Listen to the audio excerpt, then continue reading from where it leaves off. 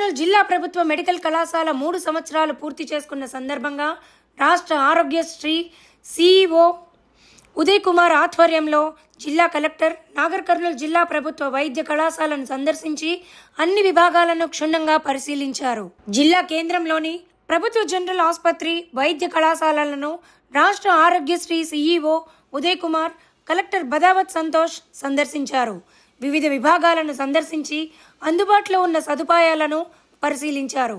ఆసుపత్రిలో ICU, ఆర్ఐసీయూ, lab, blood bank తదితర వాటిని తనిఖీ చేశారు.